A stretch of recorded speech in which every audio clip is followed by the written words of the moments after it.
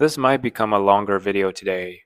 I'm not sure, but urban dwellers, city dwellers, if you have a husky, oh boy, you're going to have a lot of challenges. And over here, I'm going to try to break it down and see if I can help you. Because I've lived in the city. I've lived in, New York City, the largest city in the United States, at least, with this guy. And I'm currently also living in sort of a relatively urban area. And I've also lived in suburban area, more country, a little bit more suburban area as well. So I'll tell you, um, it's definitely challenging when you have a husky and you're trying to live in the cities. The first thing is, unless you already have a home, right? You're going to be renting in the cities and finding an apartment that will allow you to, you know, uh, that allows huskies is going to be a bit of a challenge. You're going to have to, you really have to ask. So I'll tell you that don't be lazy. Go call them up and make sure you call them and talk to them because this particular apartment that I'm at right now, initially everybody thought they didn't take huskies. So I actually went there and talked to them and found out they actually do allow huskies. So that was amazing because otherwise I wouldn't have found this place. So the first challenge is basically finding somewhere that will allow huskies. Um, so make sure you have your latest shot records from your vet. Have all of your vaccinations, vaccination records and all that. Otherwise, you're gonna have a hard time, finding a place because a lot of places don't take you in if you don't have your updated shots, which makes sense. The other thing is, well, most of the times huskies are not really, this guy's pretty big. I mean, he's like 80 pounds, but most of the time huskies don't grow to be 80, 90 pounds. I think my boy over here, for some reason, he's a little bit bigger than usual. Um, you know, he's just naturally bigger than most huskies to begin with, and plus he's put on a few pounds. So there's that. But um, most huskies are not 80 pounds. But if you have a bigger husky, that's one of the other things that are going to be challenging because a lot of places don't take dogs above a certain weight, so they have a potentially have a weight limit as well on top of breed restrictions. Huskies tend to be on breed restrictions because they have a reputation for tearing places down, and not always, but and they're also kind of noisy. That's the other thing. Try to train your dog not to howl. Or huskies don't really like they do a howl, like do a growl, like a whoa whoa whoa kind of thing. Doesn't They don't really bark. Nonetheless, they can be quite loud. So if at all possible, if you can spend some time actually training them to be a little bit more quiet, you're gonna have an easier time. I'm very fortunate. I spent a lot of time training this guy when I first got him. First 3 months, I basically spent exclusively training this guy day in and day out. So I eventually got him out of the habit of howling all the time, mostly due to, I think, separation anxiety. I had another video that talked about how to deal with separation anxiety. It is something that you can help with. Huskies are, they're just like babies. They're just like dogs, like other dogs. You can train them to behave. So the first tip, well, I don't know, I lost track, but I'll give you a tip. Next tip is um, try to live closer to work. This is going to be your number one hack if you live in the city. Try to find an apartment that is within a very close walking distance or short travel distance or whatever your means of commute is. Try to live close enough to where you can get to work and get back quickly. That's my number one hack. Why? Because the more often you can come back to check on them, if you leave and then you come back like 8, 9 hours later, first of all, you're going to have challenge with keeping them from having accidents, right? After all, having them hold their bladder that long will be a bit of a challenge for most people, let alone dogs. Um, Second of all, if they can expect you to come home to visit them at lunchtime, that's more time, that's more expectation throughout the day, right? So they're less likely to feel abandoned or anxious or whatever during the day. So I come home, check on this guy at lunchtime, play with him a little bit, and then I go back to work, right? If I need to, stay at work a little bit longer, I would come home to check on him, at the end of the workday, and then go back to work, right? So he's, that's one of my top tip is to live really close to work. That way, it gives you a lot of flexibility in case your boss says you got to stay. I happen to have a pretty demanding job, but I do have some flexibility because I live really nearby, so I can come home and check on this guy.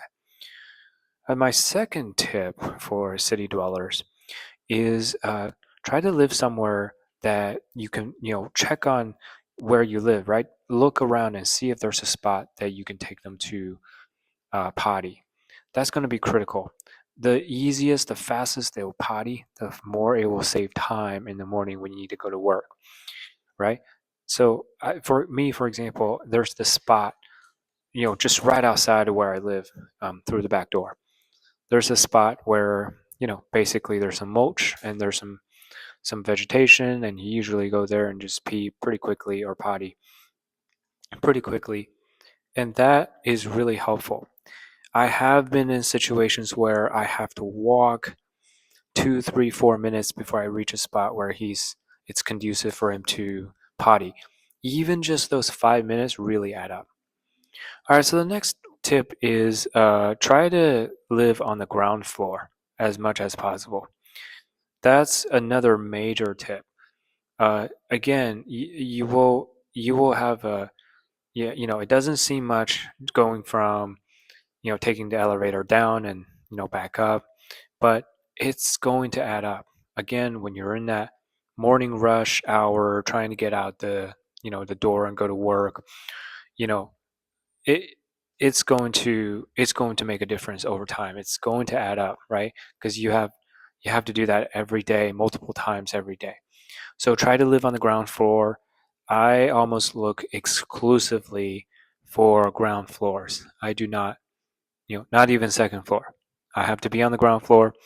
It makes a huge difference for me. Now, the next thing is try to find somewhere that, where uh, the staff members are more comfortable with the idea of having dogs. Now, there are places where they allow dogs, but if you're the only dog owners, you're gonna have some, challenges down the road, right? If you're the only dog owner in the building, get ready for complaints. You're gonna have some complaints. But if you're not the only dog owners in the apartment, they might be more. There's just more, more understanding, right? Okay, so next tip. I always have a fresh bowl of water for him every single day in the morning. Now it seems very very simple to suggest that, but you know that's one of the things that I usually get in the habit of doing for him. I tried a couple of different systems. I had those system where it automatically basically replenish the water based on the level of the water in the bowl. I find it challenging to clean it. So what I do is I just get these stainless steel bowls that don't rust and they, don't get dirty. It's really easy to clean. I just have a bowl of water and I keep it, I don't forget, right? Every morning, another bowl of water, sometimes every night, depending on, my schedule, but every day, either morning or before I go to sleep, he gets another bowl of fresh water. Something small as that. The next habit I get into is I cook his food and I cook his meals. By the way, I don't feed him kibbles anymore. For urban dwellers, again, one of the things to save time is to cook your meals and meal prep for your guy or gal, right? So you wanna prep the meal. Like for example, I cook once, right, every couple of days. He's trying to get it. All right. So I try to cook for him once every 3 or 4 days, and it's enough to last 3 or 4 days at one shot. I keep it in the in the fridge. Um, you know, I don't freeze the food because usually within 3 days it's gone, right? Um, I don't, if I need to cook more than that, then I might put it in the freezer. Um, the next tip I have um, is always invest in a good leash. Uh, this is something that I kind of noticed is huskies. They will pull on you. This is one of the things that I train him not to pull as hard, but he still does from time to time, especially if he sees a rabbit, he sees a squirrel, or whatever other stuff that distract him. He will, you know, yank on me pretty hard. So for urban dwellers, you're gonna have lots of distractions, right? So when you have lots of distractions on the road, what you want to do is you want to invest in a pair of good leash. I have this kind of leash where I can wear around my waist. That way, um, my hands are free, right? So I can use my hands for whatever I need to do. Uh, you know, in the cities, I could be I could be coming home with some grocery items that I need my hands for, right? Or whatever other stuff. So it really helps. Um,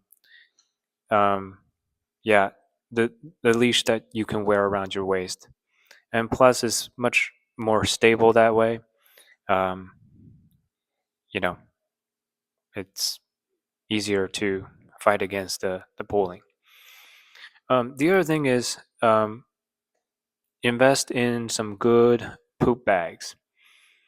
This is one of the things I didn't need as much when I was living in the suburbs because he has his own backyard. He usually poop in the backyard. So, when, I will have the plastic bags, the poop bags with me, but I don't usually use them. So if they're slightly lower quality or whatever, it's not going to be as much of a problem. I would now, if you live in an urban setting, most of the time you're going to be walking him outside and he's going to be doing his business outside. So you have to pick up the poop, right? And if you are blessed with a husky like mine, he's going to poop 3, 4 times, on one walk. It's just he likes to do that. I don't know why. I don't know why he doesn't get it all in one shot. He likes to piecemeal it. So I have to pick it up multiple times, and sometimes he'll give me a big dump. And so, anyway, my point is you want some good poop bags, solid poop bags that don't rip, that are deep enough to where it's easy to tie it up, and, that doesn't get all over the place. I have had a situation where one of my poop bags really just, it just broke because it's so thin, and it was a mess. I don't even want to talk about it. All right, so what else? Another thing, I guess, is just when you live in a city, transportation and getting out is always going to be a challenge. So keep that in mind. I would also check out where you go into the vet, right?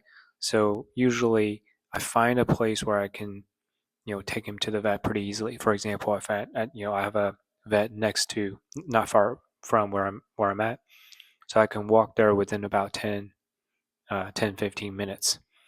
So that's obviously going to be really helpful. So if you live in the city, you wanna make sure that you at least check out where you're going to take your dog to. Another thing is socialization. Be very careful, by the way, when you live in the cities. I noticed that for some reason, maybe just there are so many people in the cities, the dog owners, dogs are not always well trained, right? And maybe again, maybe because most of the time when you're in the city, when you go to a dog park, you're gonna have a lot of dogs, right? When I used to live in more of the suburban areas, I could just be the only one at the dog park, or maybe just two dogs, maybe three. But when I used to live in bigger cities, when I visit the dog parks, like 5, 10, 20 dogs running around. So that's another thing. Uh, Especially if you have a bigger dog or more playful dog, like this guy. This guy plays really hard. Just watch out. Make sure they play nice with others. That's another thing that takes a little bit of adjustment. Um, yeah, that's pretty much. Did I miss anything? People who live in cities, any challenges that you're facing that I'm not haven't talked about in this video? Maybe comment in the comment section. All right, have a good one. Okay, he's going at it.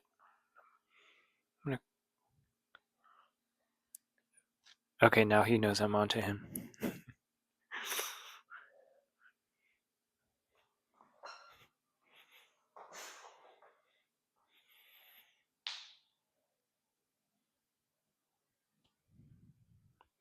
He's hugging that little husky. Stuffy.